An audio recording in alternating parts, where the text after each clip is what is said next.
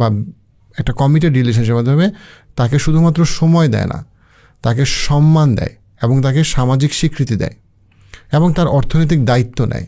যেই পুরুষ এই বেসিক কাজগুলো করবে না একজন ভদ্রমহিলা, সেই পুরুষ আপনাকে আসলে ভালোবাসে না।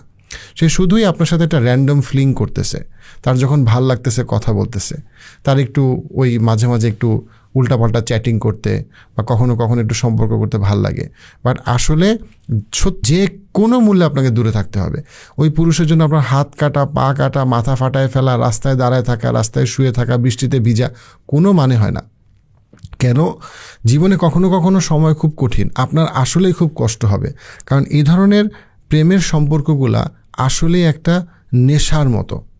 এবং এই রিলেটেড অনেকগুলো ল্যান্ডসেট রিসার্চ আমি একসাথে করছি এবং এটা আমাকে খুব কমপ্লিটলি কনভিন্স করছে। আমাকে শুধু আমি না, অনেক সাইকোলজিস্ট এটা ডিপলি বিলিভ করে যে খুব প্যাশনেট লাভ বা যেটাকে আমরা বলি একদম প্রেমে পড়া আর নেশা করা, আমাদের ব্রেইন অনেকটা একইভাবে এটাকে প্রসেস করে।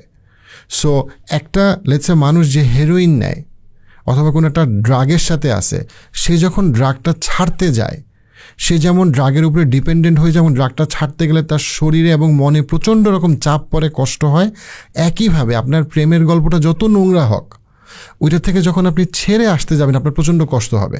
কিন্তু এই কষ্টটা যতই হোক আপনাকে